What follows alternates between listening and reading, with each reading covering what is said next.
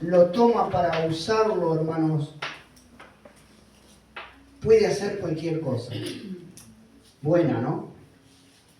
Y Pedro, siendo ese hombre rudo, terco, pudo escribir esta maravillosa carta y dejárnosla para nosotros y ver nosotros el orden en que él escribió las cosas es algo que a mí me maravilló. Y capaz que yo no lo puedo transmitir, pero Dios quiera que el Espíritu Santo sí lo haga y ustedes puedan comprender, más allá de la enseñanza que Él nos dejó a través de la epístola esta, hermanos, que podamos, hermanos, entender que Pedro era un pescador. Pero en las manos de Dios fue un pescador de hombres, pero fue un hombre, hermano, que habló con una sabiduría, con una altura espiritual, hermano, que es asombroso. Y yo quiero eso para mi vida. No para ser como Pedro, para enriquecerme de Dios, para llenarme de Dios, para ser útil a la iglesia y a los demás. Y cada uno de nosotros tenemos, hermanos, que aspirar a eso. Y eso seguramente en esa cercanía que tenía Pedro con el Maestro, en ese estar con él continuamente por años, en esa vivencia que él tuvo, bueno, Dios le fue dando esa sabiduría para que nos dejara esta carta que es gloriosa. Sería para estudiarla versículo a versículo, como hacemos en los estudios bíblicos. Pero bueno, vamos a hacer un resumen y por supuesto que vamos a empezar en el capítulo 1, donde él hace un saludo.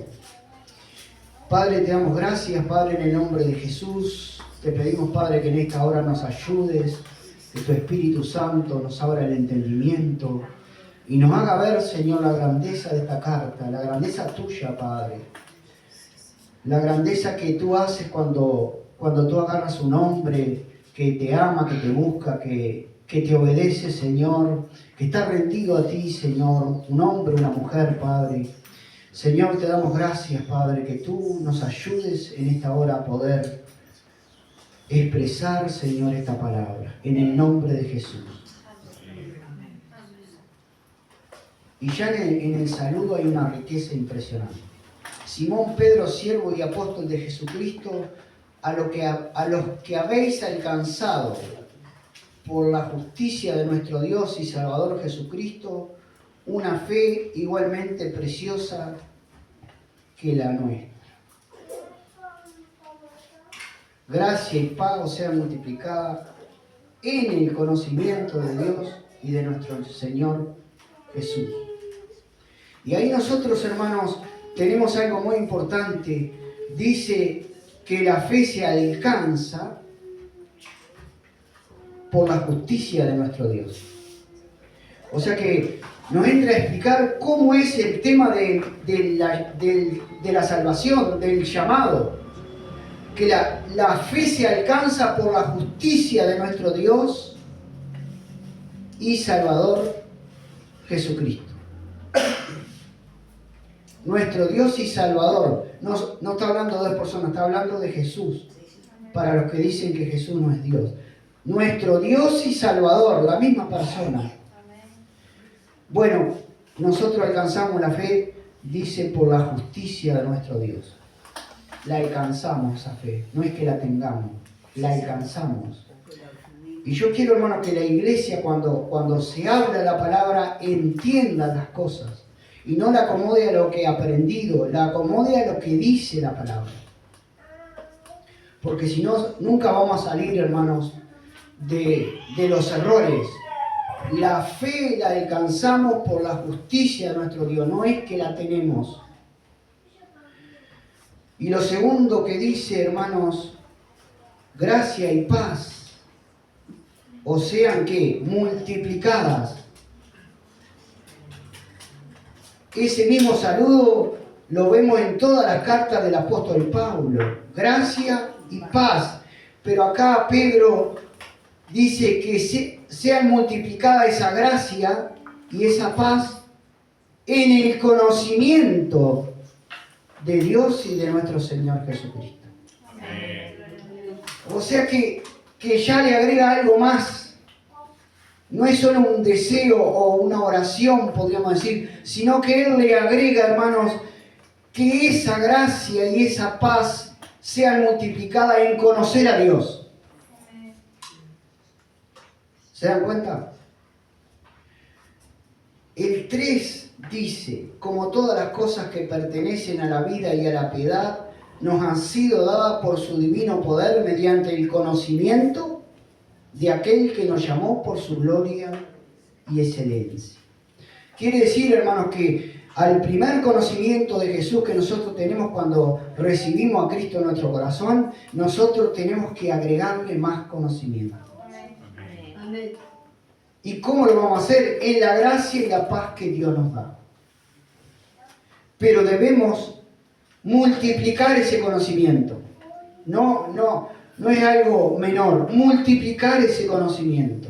Entonces, la pregunta, por ejemplo, que podemos hacer, y no quiero que me la respondan, y que me hago yo, desde que yo me convertí al día de hoy, ¿cuánto más conozco al Señor? No me respondan. ¿Cuánto más conozco desde el día que yo me convertí, a los años, meses, bueno, cada uno tiene un tiempo diferente, conozco más al Señor? Y entonces, hermanos, en el 4, Él dice de dónde nos sacó el Señor, como para que nosotros tengamos recuerdo. En la segunda parte dice, por medio de las cuales, vamos a leerlo todo, por medio de las cuales nos ha dado preciosas y grandísimas promesas, para que por ellas llegases a ser participantes de la naturaleza divina, habiendo huido, mire de dónde huimos, de la corrupción. Corrupción es algo que se va deshaciendo, que va perdiendo el estado original y cada vez va tomando peor, diríamos, estado. Se va corrompiendo, se va deshaciendo, se va poniendo feo. De la corrupción que hay en el mundo a causa de los deseos desordenados. ¿Cuáles son los deseos desordenados? Todo deseo que no coincide con la voluntad de Dios. Sea chiquito, sea grande, sea... Todo deseo que no está de acuerdo a la voluntad de Dios es un deseo corrompido. A causa de los deseos corrompidos es que nosotros estábamos como estábamos. Y de ahí nos sacó el Señor. ¿Verdad? Entonces, nos habla, hermanos, de la fe preciosa, cómo la obtenemos, cómo la alcanzamos, de un conocimiento que tenemos que tener multiplicado del Señor, y nos recuerda de dónde el Señor nos sacó. Y entonces ahora nos va a decir cómo tenemos que caminar la vida cristiana. Es decir, Él va llevando perfectamente un orden. Y entonces en ese decir de cómo nosotros tenemos que vivir la vida cristiana, dice, vosotros también en el 5, poniendo toda diligencia por esto mismo, añadir a vuestra fe, que es lo primero que recibimos para aceptar al Señor en nuestro corazón, ¿verdad? Pero ahora tenemos que añadirle algo nosotros, porque dice añadir a vuestra fe virtud, a la virtud conocimiento, otra vez aparece conocimiento, al conocimiento dominio propio, al dominio propio paciencia, a la paciencia piedad, a la piedad afecto fraternal, y el afecto fraternal amor. Todo eso tenemos que agregarle a la fe. Amén. Para que nuestra vida cristiana vaya en un rumbo cierto, firme, hasta la venida del Señor, que es donde va a terminar Pedro la carta. Amén. Es decir, de acá hasta acá, ¿cómo tengo que moverme? ¿Cómo tengo que encaminarme? Bueno, Dios me dio la fe, entré al reino de los cielos, ahora tengo que agregarle cosas. Y algunas de las cosas que hay acá, hermano, no las vamos a tratar punto por punto porque se me iría muy largo y ya lo hemos hecho porque hemos predicado este versículo. Pero ustedes ven, por ejemplo, el dominio propio, ven la paciencia, ven el amor. Y todo eso, hermano, es fruto del Espíritu. Si usted va a los frutos de Gálatas, ahí está amor, paz, paciencia, benignidad, bondad, fe, templanza, que es dominio propio. Dice que hay que agregarlo a la fe. Pero lo primero que dice, que a la fe hay que agregarle, añadir, yo digo agregarle, pero dice añadir, virtud. Y yo quiero detenerme en ese punto, un poquito. Virtud, hermanos, es, en este pasaje, es la moral. La moral que nosotros tenemos que tener de Dios. ¿Qué es la moral? Bueno, es nuestra conducta. ¿Quién la mide esa moral? Dios a través de su palabra. Es decir, que a la fe nosotros tenemos que tener una moral cristiana que nos permita después seguir sumándole lo demás. Si nosotros no tenemos una moral cristiana delante del Señor, una conducta cristiana, no le vamos a poder agregar lo demás. Por eso no es una casualidad como está la Biblia detalladamente cada cosa. Cada cosa está puesta en su correcto lugar. Y lo primero que le tenemos que añadir a la fe es virtud, es una moral adecuada, una moral que condiga con lo que Dios nos pide, una excelencia moral. La moral, hermano, consiste en una santificación, en un apartamiento que Dios hizo cuando nos convertimos, pero que nosotros en ese continuar tenemos que hacer. ¿Y de qué tenemos que apartarnos? Bueno, la Biblia dice que tenemos que apartarnos del mundo. Por supuesto que no está hablando de las personas, sino del sistema del mundo, de lo que el mundo hace, de sus valores, de sus costumbres, de sus tradiciones, de su fiesta, una cantidad de cosas. Porque la moral de ellos no es la misma que la nuestra. Nosotros ha sido elevada nuestra moral, ha sido regenerado nuestro corazón, nuestra conciencia, y nuestra moral, hermanos, tiene que entender que Dios nos apartó para Él. Amén. Y nosotros nos tenemos que seguir apartando para Él. No hay mesa al mundo ni las cosas que están en el mundo, dice allí en Juan. Si alguno ama al mundo, el amor del Padre no está en él. Porque todo lo que hay en el mundo, los deseos de la carne, los deseos de los ojos, la vanagloria de la vida, no proviene del Padre, sino del mundo. Amén. Qué raro que insiste con el mundo en Santiago. Dice que si somos amigos del mundo, somos enemigos de Dios. Amén. Y esa es la moral que tenemos que tener. No podemos, hermanos, seguir de la misma manera. Tenemos que apartar y cada vez más. Yo digo, hermanos, que cada vez nos tenemos que apartar más del mundo. Y nunca digo que nos tenemos que aislar, no. Estamos en el mundo, pero estamos apartados. No tenemos nada, pero nada que hacer con el mundo. No tenemos... Mire, hermano, es una cosa que... No sé, yo capaz que estoy pasado de rosca, pero yo no quiero saber nada con lo que hace el mundo. Pero nada.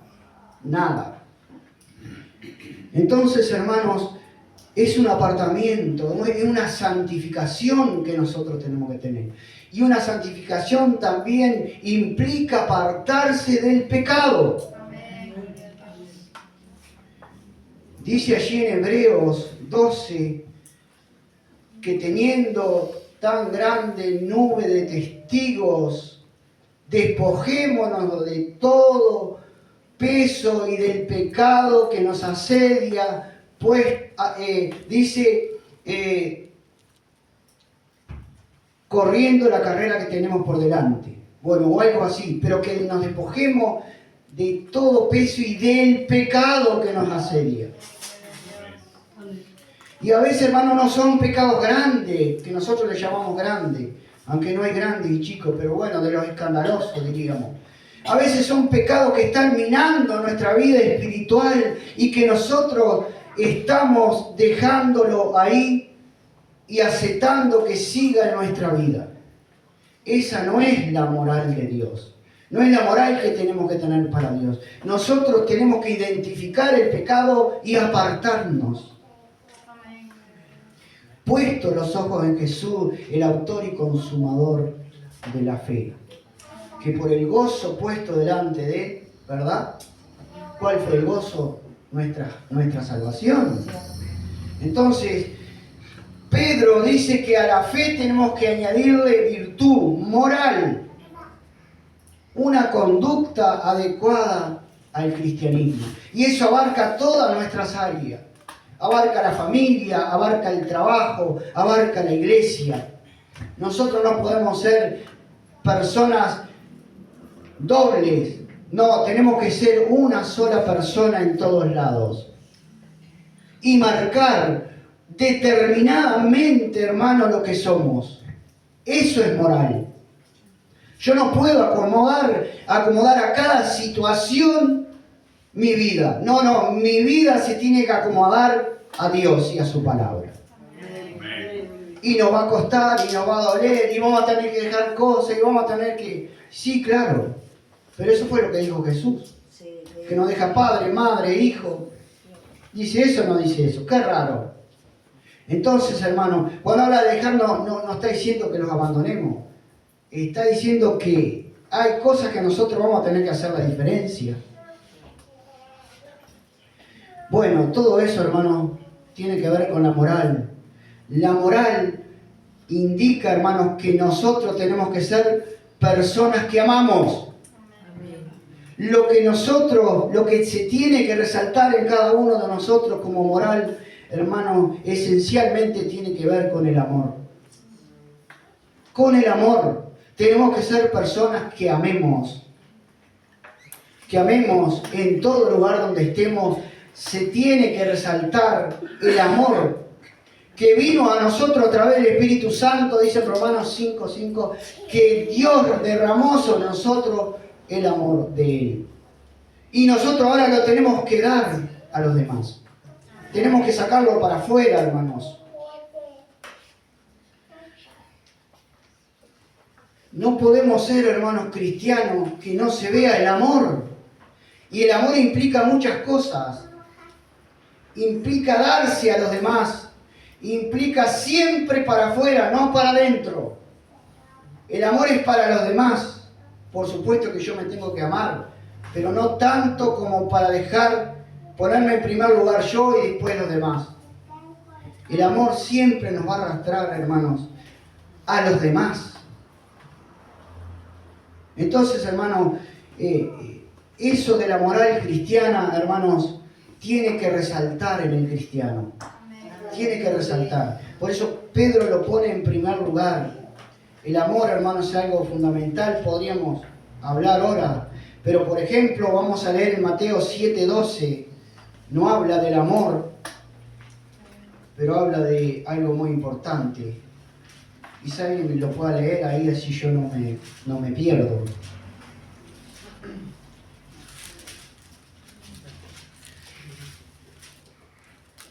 El amor, hermanos, se expresa en el servicio a los hermanos. El amor se expresa en el servicio a los hermanos. Nosotros todos, y yo primero, estamos para servirnos por amor uno a los otros. Y a veces no se ve. A veces hay egoísmo en nosotros. Usted analícese, que yo me analizo también. A veces hay egoísmo en nosotros, mucho egoísmo. El servicio, como lo hizo Jesús, en mansedumbre y humildad, no para que nos vean. El servicio en mansedumbre y humildad, sin interesarnos nada. solamente, hermano, que ese amor se vea. Porque Jesús nos dejó el ejemplo y entonces a la fe nosotros tenemos que agregarle todo eso que viene en conjunto y habría más cosas para hablar, hacer la moral que el cristiano tiene que tener, la conducta, lo que es, lo que muestra. ¿Qué muestra usted, hermano?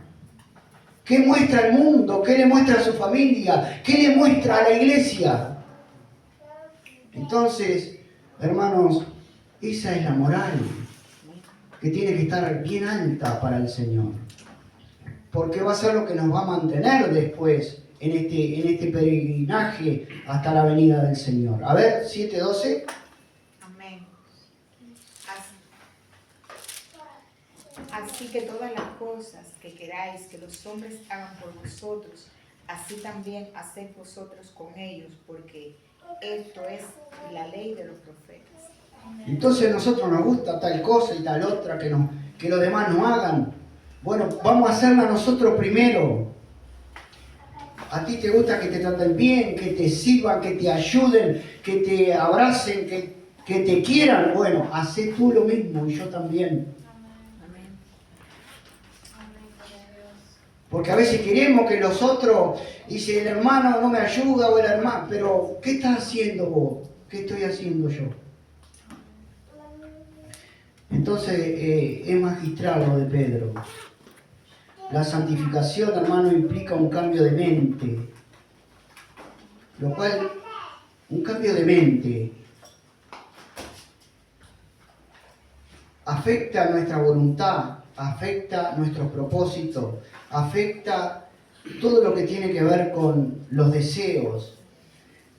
Los propósitos, los deseos y la voluntad se tienen que juntar con los propósitos, los deseos y la voluntad de Dios. Yo ya morí a mis deseos. Los deseos míos tienen que ser los de Dios, los propósitos míos tienen que ser los de Dios y la voluntad mía tiene que ser la de Dios. Y a veces nos cuesta. Pero hoy ha venido la palabra para ayudarnos. ¿Cuánto le costó a Pedro? Pedro se comió aquella reprensión que Jesús le dijo: apártate de mí, Satanás. Porque Pedro no quería que Jesús fuera a la cruz. La intención de él era buena, pero no estaba mirando espiritualmente las cosas. Entonces nosotros, hermanos, tenemos que ir hacia ese camino. Bueno, lo bueno de todo esto, que cuando en el 9 dice, el 8, porque si estas cosas están en vosotros y abundan, no solo tienen que estar estas cosas que leímos, usted léalo en su casa. Léalo en su casa. Yo le pido por favor que usted lo lea punto por punto. No se vaya hoy solamente con esto. Vaya y léalo. Porque acá dice, porque si estas cosas están en vosotros y abundan. Primero hay que ver si están. Y si están, lo segundo que hay que ver es si abundan. No os dejarán estar ociosos ni sin fruto en cuanto al conocimiento de nuestro Señor Jesucristo. Y ahí aparece lo que Él dijo en el primer versículo. Si tenemos estas cosas, vamos a conocer más a Jesús. ¿Cómo pretendemos conocer más a Jesús sin estas cosas? Imposible. Según la Biblia, imposible. Por lo cual, hermanos, pero el que no tiene estas cosas, a ver si lo entendemos, tiene la vista muy corta, es ciego. Es clara la Biblia. Yo no veo ninguna dificultad acá en entender. Habiendo olvidado la purificación de sus antiguos pecados.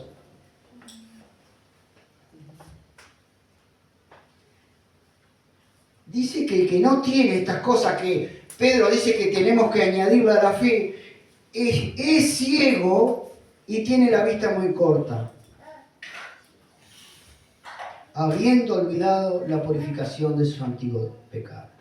Entonces, Pedro lo que quiere es ayudarnos a tener una vida fuerte en el Señor. Eso es lo que quiere Pedro, o lo que quiere Dios a través de lo que dice Pedro. Bueno, podemos ir un poquito más adelante, que el otro día predicamos. También está la experiencia personal que nosotros vamos teniendo con el Señor, ya predicamos el otro día, donde Él dice que Él habla no como fábulas artificiosas, sino como habiendo visto con sus propios ojos su majestad. Experiencias que Pedro tuvo, y también dice que tenemos también la palabra profética más segura a la cual debemos estar atentos. Esta palabra, estar atentos a esta palabra. Hay gente que la ignora, ni siquiera la leen, no la estudian, no vienen a los estudios bíblicos, no, nada. Hermanos, acá dice que tenemos que estar atentos. Entonces, porque nunca la profecía fue traída por voluntad humana, sino que los santos hombres de Dios hablaron siendo inspirados por el Espíritu Santo. Dios escribió esto, para ti y para mí, para que nos pueda ir bien y para que podamos cumplir sus propósitos, no los nuestros, los de Él. Y entonces inmediatamente habla de los peligros que corremos cuando nosotros no estamos atentos a la palabra. Habla de los falsos profetas que nos pueden engañar. Pero hubo también en el capítulo 2 falsos profetas entre el pueblo, como habrá entre vosotros falsos maestros que introducirán encubiertamente herejía destructora y aún negarán al Señor que lo rescató, atrayendo sobre sí mismo la destrucción repentina. Y muchos, no pocos, seguirán sus disoluciones, por causa de los cuales el camino de la verdad será blasfemado, injuriado, calumniado. Pero para nosotros detectar los falsos profetas, primero tenemos que estar con todas las cosas que nos dijo Pedro. Porque si no, dice que estamos cortos de vista y ciegos. ¿Por qué nos engañan? Porque no conocemos la palabra. Estamos cortos de vista y ciegos. Porque no hemos añadido a la fe todo lo que Pedro nos ha dicho. Entonces vienen estos engañadores que por supuesto vienen disfrazados y tienen algunas características. Dice el 3, por avaricia harán mercadería, o sea, negocio de vosotros con palabras fingidas. Sobre los tales ya de largo tiempo la condenación no se tarda y su perdición no se duerme. Algunas de las otras características que tienen el 10, dice, mayormente aquellos que siguiendo la carne andan en concupiscencia e inmundicia y desprecian el señorío. Son atrevidos, contumaces, no temen decir mal de las potestades superiores. Habla el mal, el 12, habla el mal de cosas que no entienden, como animales irracionales nacidos para presa y destrucción, perecerán en su propia perdición. Recibiendo el galardón de su injusticia, ya que tienen por delicia el gozar de los deleites. Esos falsos que están en la iglesia se gozan de los deleites. Son contumaces, son atrevidos, predican herejías. Dice, estos son inmundicia y manchas, quien aún mientras comen con vosotros, ¿dónde están? Adentro. Pero si nosotros, hermano, no nos revestimos de todo lo que Pedro nos ha dicho, somos engañados. Ya ha pasado, lo hemos visto acá que es chiquito. Imagínense en una iglesia grande donde hay 100, 200.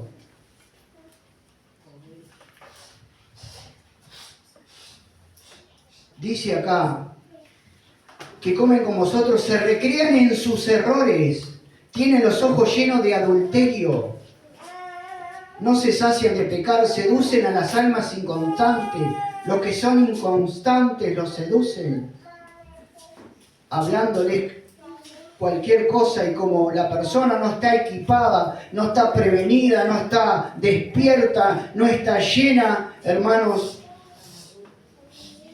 lo arrastran. Seducen a las almas inconstantes, tienen el corazón habituado a la codicia, fraude, extorsión, son hijos de maldición. Bueno, y sigue hablando de ello. Lo cierto, hermano, que lo primero es que nosotros tenemos que hacer, atender el consejo de Dios para que los engañadores no nos engañen, porque el engañador no te va a venir a decir que es un engañador y que es un falso profeta. Va a estar vestido de oveja, como dijo Jesús. Y yo a veces veo tanta inocencia en los cristianos, pero no es inocencia. Ahora me doy cuenta que es otra cosa. Bueno, gloria a Dios que aquí no pase eso, hermano. Les prometen libertad, dice el 19, y son ellos mismos esclavos de corrupción. Les prometen libertad.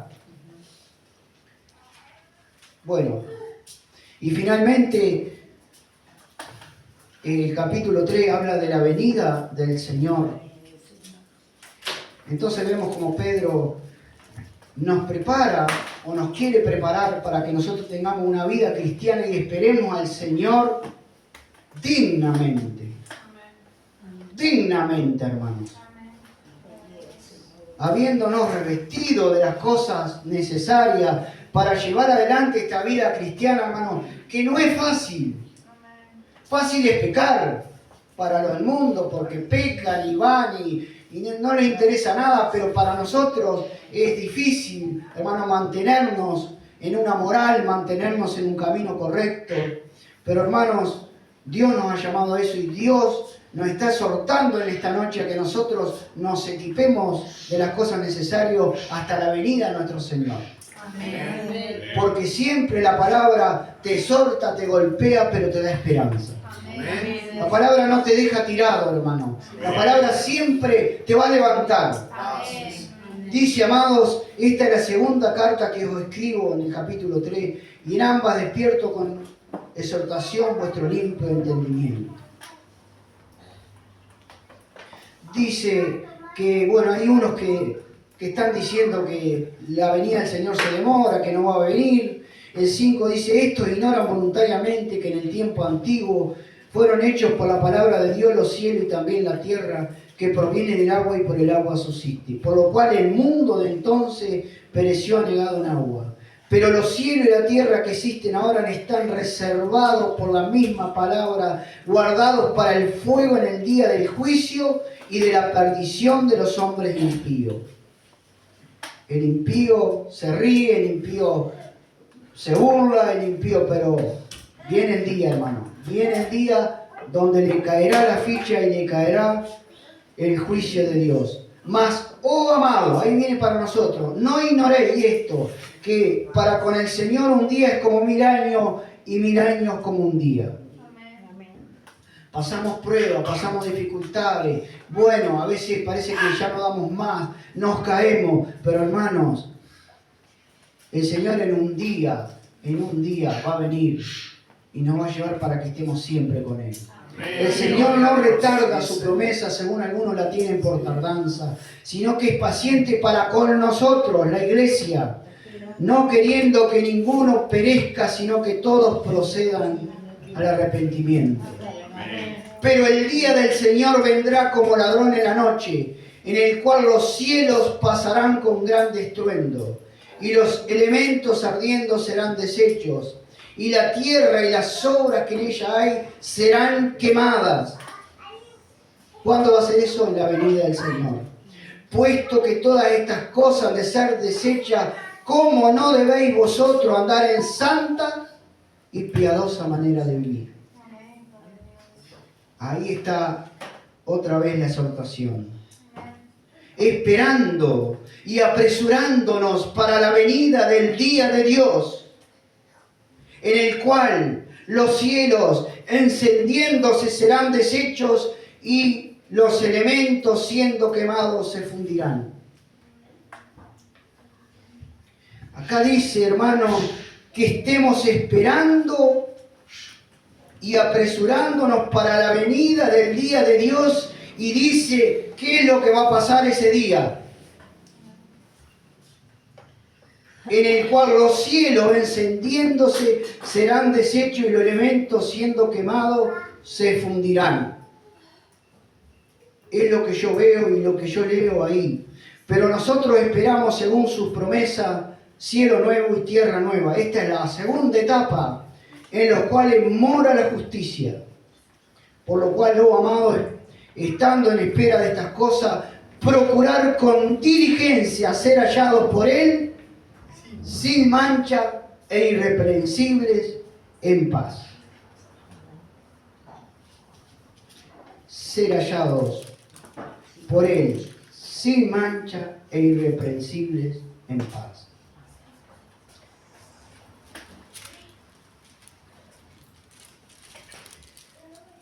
Entonces, vamos a terminar en el 18.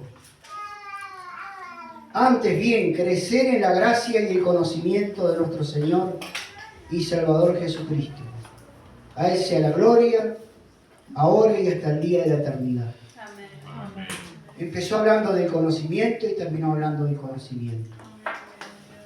No es algo, es algo perfecto. Empezó, hermanos, que gracia y paz os sea multiplicada en el conocimiento de Dios. Y termina, antes bien, crecer en la gracia y el conocimiento de nuestro Señor y Salvador Jesucristo. Amén. Es que si nosotros no crecemos en el conocimiento de nuestro Señor, se nos hace muy difícil, a medida que pasan los días y los tiempos, vivir la vida cristiana adecuadamente. Por eso muchos caen, trompiezan, se enfrían, se debilitan, hermanos, y muchas veces se alejan de la iglesia. ¿Por qué? Porque no han entendido cómo es la vida cristiana. Porque no han tomado los elementos que dice la Biblia que tenemos que tomar. No han añadido a su fe las cosas que tienen que añadir. O no hemos añadido, porque me incluyo. Así que, hermanos, una maravilla esta carta, por lo menos para mí, porque la escribió un hombre, hermano, común, como tú y yo. Pero es perfecta, usted léala toda. Señor, te damos gracias, Padre, en el nombre de Jesús. Te damos gracias, Padre, porque tú eres bueno. Porque tú tomaste un hombre como Pedro, Señor. Lo tomaste ahí, Señor, un pescador común.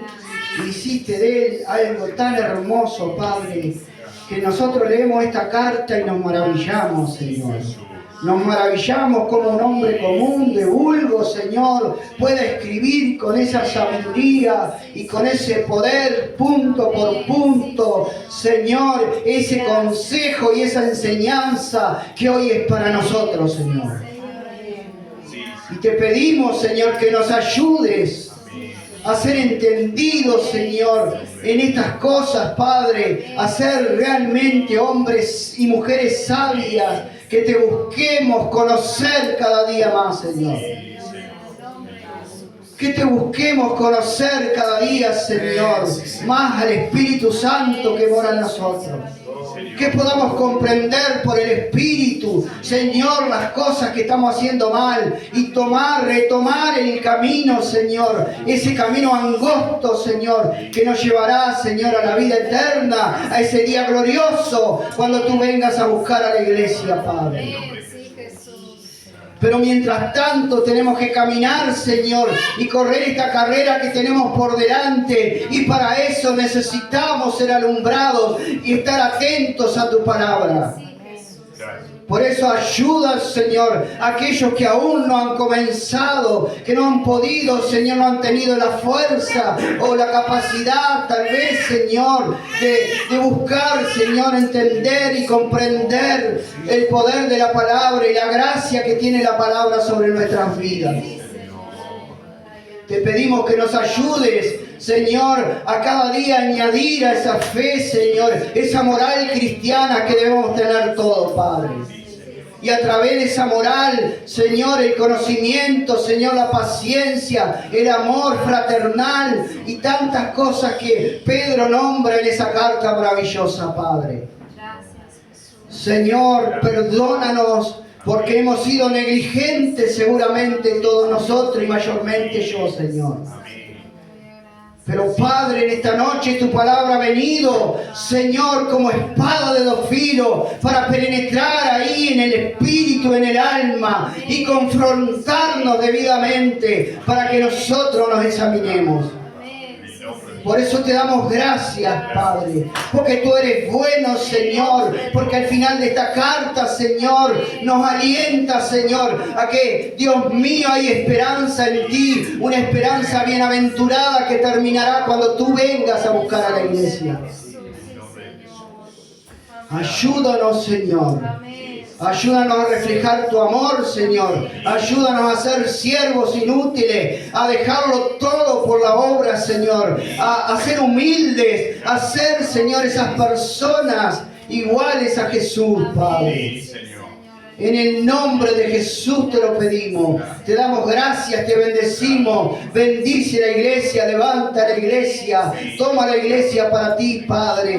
Y que cada día nos podamos rendir a ti. Ayúdanos. Ayúdanos, Señor, en el nombre de Jesús. Trabaja con nosotros, Padre. En el nombre de Jesús te lo pedimos. Te damos gracias, Señor. Amén y amén.